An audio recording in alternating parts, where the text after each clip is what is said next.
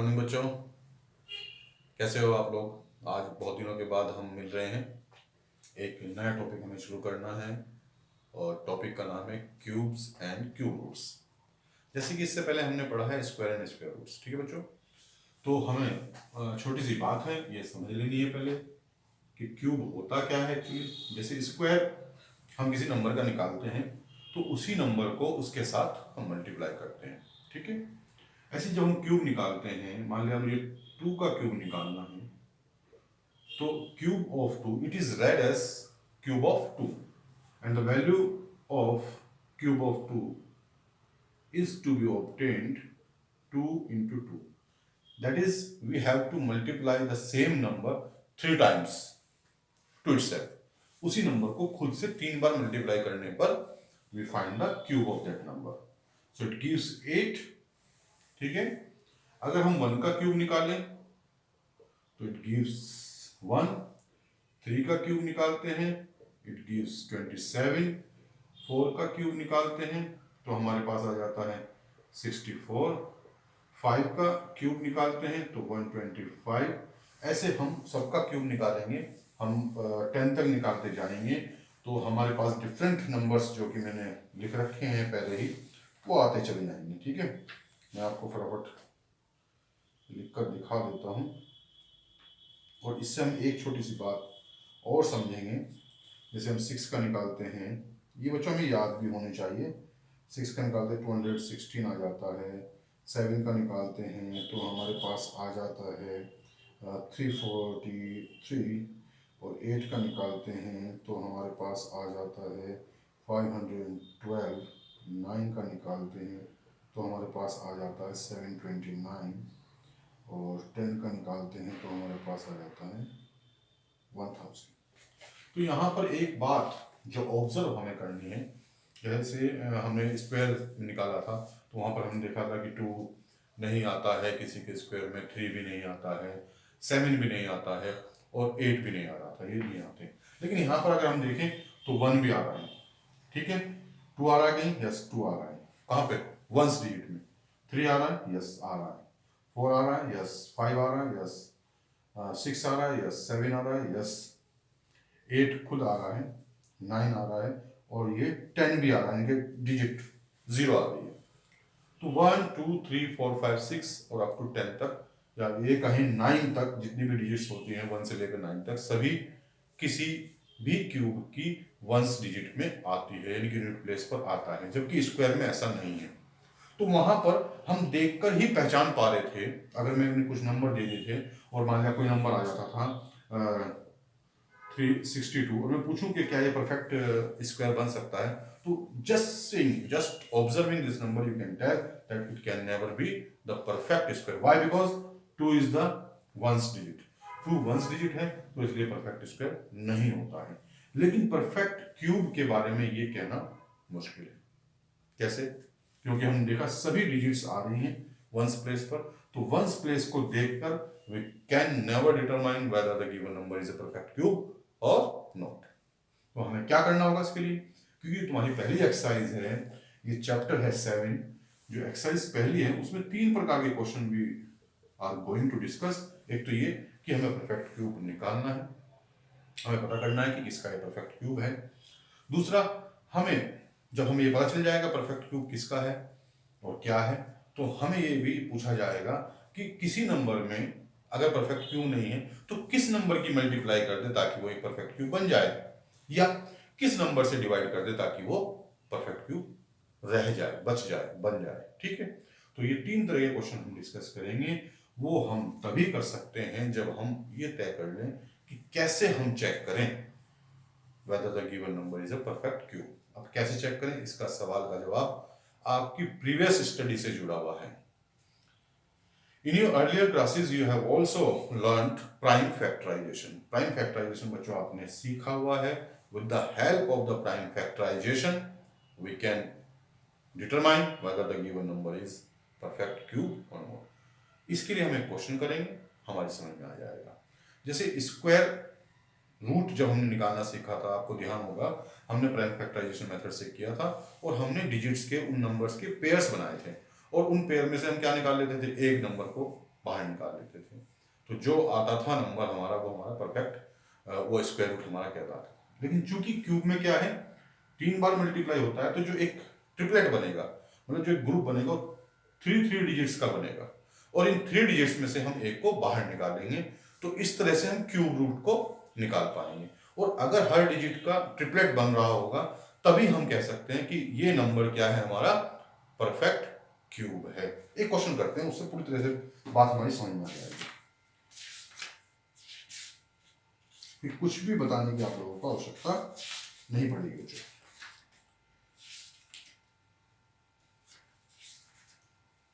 जैसे आपका पहला क्वेश्चन ही है डस्टर, पहला क्वेश्चन है आपका, ये आप लिख लेंगे। पहले क्वेश्चन में क्या कह रहा है, पहले क्वेश्चन का मैं मान ले लेता हूँ, फर्स्ट पार्ट ही हम ले लेते हैं। क्वेश्चन नंबर 1 का फर्स्ट पार्ट लेते हैं। 216 है, वैसे तो हम जानते हैं। और हमें कह रहा है कि which of the following number are not perfect cubes, कौन से नंबर परफेक्ट क्यूब नहीं है। तो देखकर हम नहीं बता सकते कि हम देखकर बता दें, ठीक है, क्योंकि यूनिट डिजिट में 6 भी आता है, सब नंबर तो आ रहे हैं, तो इसलिए कुछ कह नहीं सकते। तो हम क्या करेंगे, हम इसका प्राइम फैक्टराइजेशन करेंगे।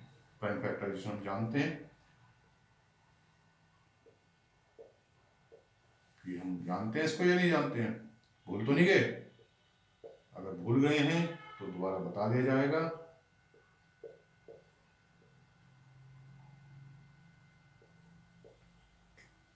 अब आप देख सकते हैं कि 216 है, इसे हम लिखते हैं 2 into 2 into 2 into 3 into 3 into 3।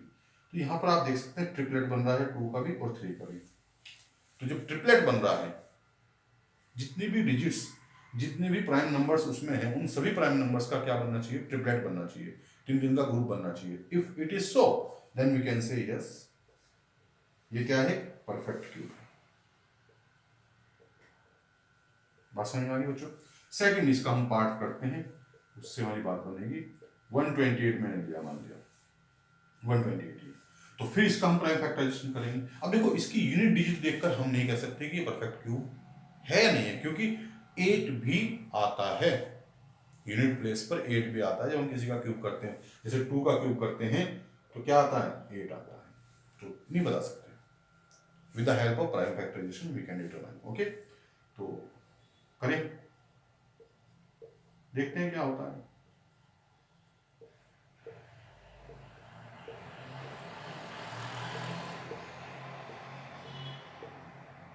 ये हो गया सर।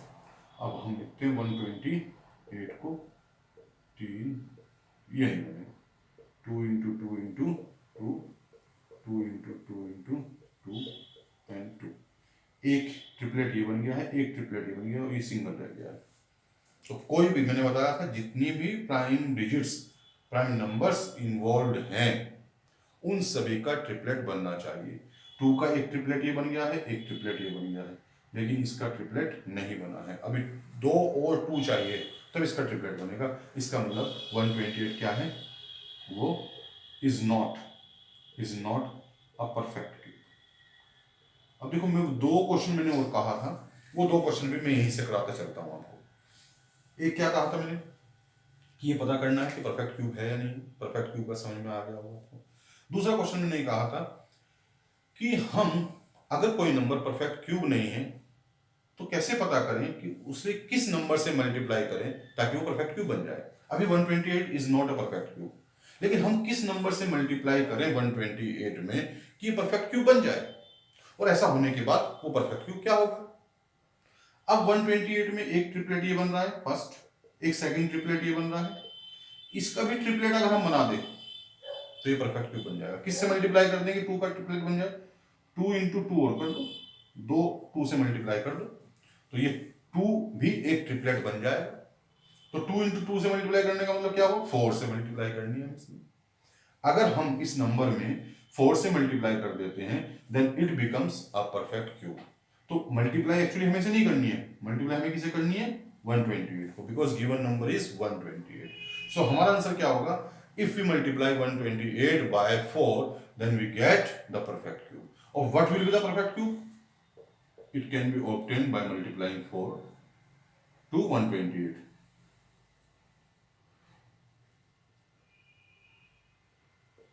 ये हमारा आ जाएगा। तो 512 will be the perfect cube.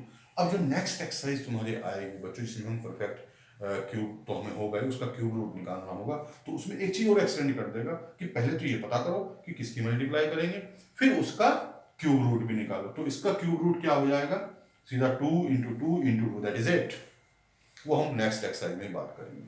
चलो एक क्वेश्चन अब हम कर लेते हैं किसका, डिवाइड करने का। अब अगर 128 को ही ये भी कह दे, एक क्वेश्चन क्या हो गया, मल्टीप्लाई करने का, कि what smallest number must be multiplied to 128 to obtain a perfect cube. एक क्वेश्चन ये हो गया। Another, by what smallest number 128 must be divided to obtain a perfect cube. 128 में किस छोटे से छोटे नंबर से डिवाइड कर दें कि जो रिमेनिंग नंबर बचता है वो हमारा परफेक्ट क्यूब बच जाए। तो पहले हम ट्रिपलेट ही बनाएंगे। ये ट्रिपलेट बन गया, ये ट्रिपलेट बन गया, ये अकेला बचा हुआ है। तो इस अकेले को अगर हम उड़ा दें, क्योंकि दिक्कत इस 2 की वजह से है, या तो इसमें कुछ मल्टीप्लाई कर दो, it becomes a perfect cube, या इसे ही हटा दो, 2 को हटा दो, तो it will remain, it will leave a perfect cube. तो 2 को अगर हम हटा देते हैं तो क्या बचेगा? 2 इंटू 2, ये वाला, ये ग्रुप बचेगा और ये ग्रुप बचेगा। लेकिन ये नंबर होगा क्या? ये होगा 2 128 में जब हम 2 से डिवाइड करेंगे, तो 128 में डिवाइड करना है एक्चुअली हमें, वो इधर भी डिवाइड होगा और उधर भी डिवाइड होगा। उधर बचेगा हमारे पास 2 into 2 into 2 into 2 into 2 into 2, और यहां पर क्या बचेगा? 64। So 64 will be that number which we obtained by dividing 128, ठीक है, by 2। 128 को हमने 2 से डिवाइड करने पे जो प्राप्त किया है वो 64 है। अब एक्सटेंशन इसमें क्या करते हैं, फिर वही कि what will be the cube root of 64?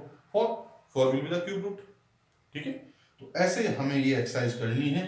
ये 2 क्वेश्चन से ही मैंने इस एक्सरसाइज में जितने भी कोई प्रकार के क्वेश्चन हैं सारे डिस्कस किए हैं।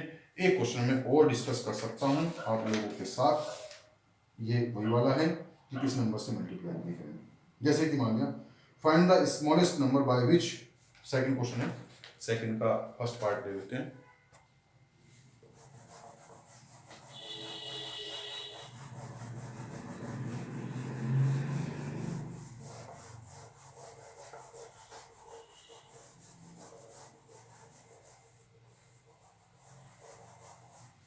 सेकंड का हम फर्स्ट पार्ट करते हैं। तो सेकंड के फर्स्ट पार्ट में कहा है 243, क्वेश्चन 2 का फर्स्ट पार्ट, कि 243 में किस नंबर से मल्टीप्लाई की जाए। Find the smallest number by which each of the following number must B multiply two obtain a perfect cube. यानी कि by which number 243 must be multiply two obtain a perfect cube. तो पहले तो इसका देखें कि किसका ट्रिपलेट नहीं बन रहा है। जिसका ट्रिपलेट नहीं बन रहा है उसे हटा दो, पूरे नंबर को हटा दो उसको। तो पहले करते हैं प्राइम फैक्टराइजेशन। 3 से होगा, ये तो हमें डिविजिबिलिटी हमें आनी चाहिए कि किस नंबर से डिवाइड होगा, ठीक है। प्राइम फैक्टराइजेशन की पहली ही कंडीशन ये है, you must know the divisibility rules.